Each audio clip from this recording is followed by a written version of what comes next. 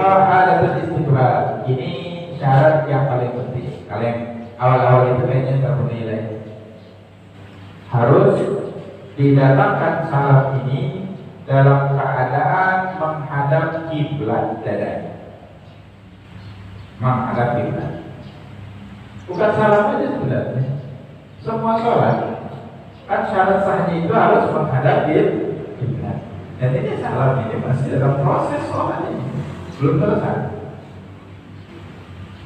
Cuma karena orang kadang-kadang salah kaprah, jadi diingetin. Walau tahawwala anha bisadrihi qabla itmami dharra. Kalau dadanya sudah berpaling dari kiblat sebelum menyempurnakan salamnya, maka tidak sah salat. Bikhilaf iltifat bil wajh. Beda kalau dia nolehnya dengan wajah, berpalingnya dengan wajah. Wa innahu la yadhur, ya apa? Bal yusaddal iltifat fi taslimatil ula.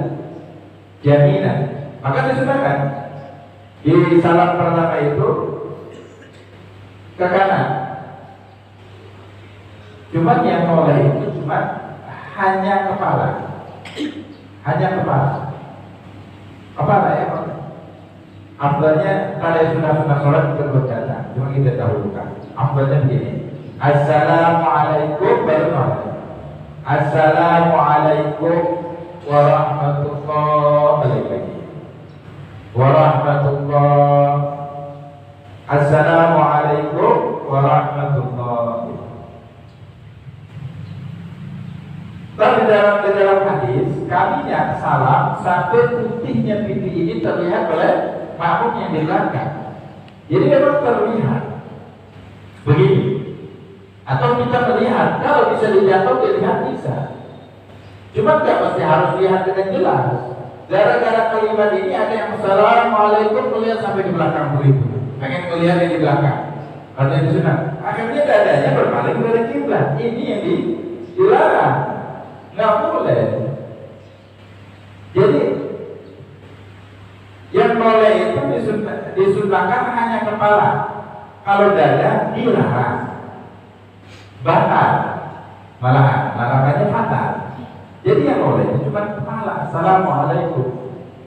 Sekiranya pipi kita ini terlihat oleh belakang, kita mau lihat nggak lihat, terserah nggak lihatin juga apa. Masa habis sholat mau lihat aja bang depan mukanya. Cuma kalau dalam sholat apa begini? Batal ini. Batal posisinya kapan? Kalau sebelum mengucapkan alaikum, kan salam cuma assalamualaikum.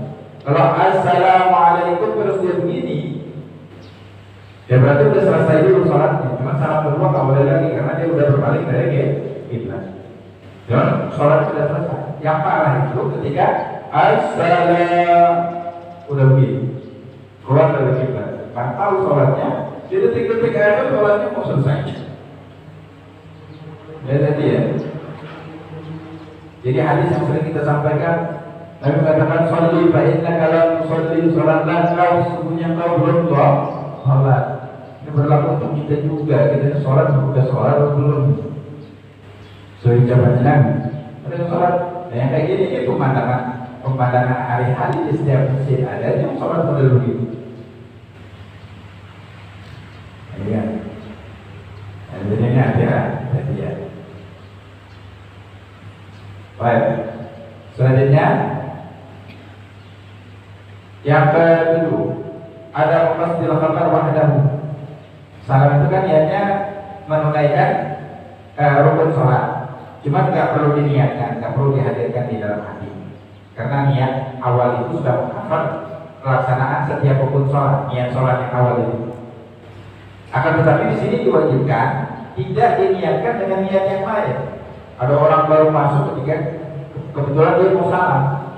Sekalian mengucapkan salam, assalamualaikum. Kalau niatnya mengucapkan salam ke orang itu sholat sunnah, salamnya dicengin. Niatnya untuk mengucapkan salam ke orang. Kalau tidak dibarengi dengan niat sholat, maka hukumnya batal. Artinya tidak diniatkan selain salam sholat. Karena salam ini berlaku di luar sholat dan di dalam sholat. Jadi tidak diniatkan yang lain. Ya, jarang lain, cuma terkadang bisa aja tergambar. Yang kedelapan, iqam ala julus wa la yasihu ihtiyanu bihi min qiyamin madhab. Harus dalam keadaan duduk, nggak boleh berdiri. Kadang-kadang terburu ya, terburu-buru. Apalagi sehat, sholat lagi nahan buang air besar lagi, nggak menahan gitu. Assalamualaikum, alaikum belum selesai itu berdiri.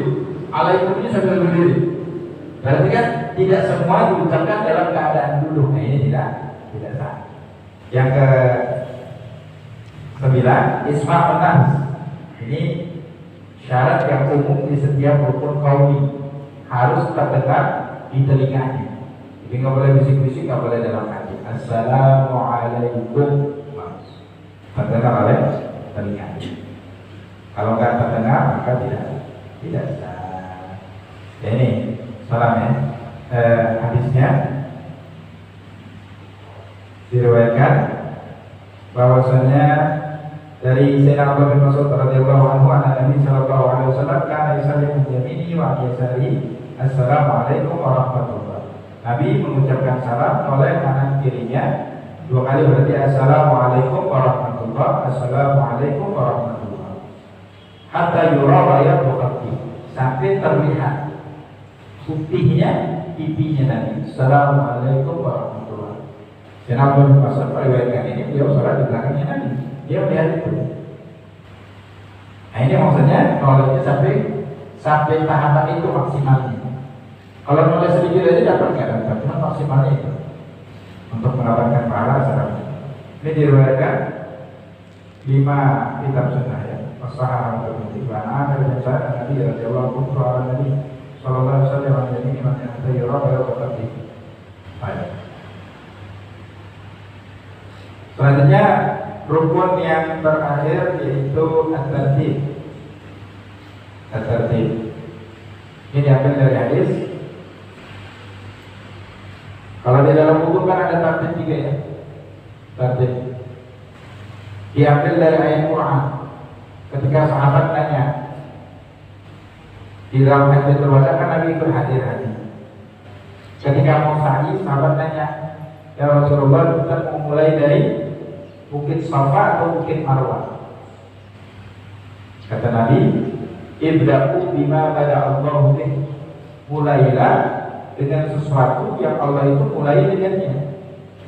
Nabi mengisyaratkan ayat Quran, Inna Safa wal Marwata, Inna Safa wal Marwata min sya'airillah. Di dalam Quran, Safa dan Marwah, Safa dulu yang disebut. Berarti mulai dari Bukit Safa. Ini isyarat untuk mengurutkan secara berurut.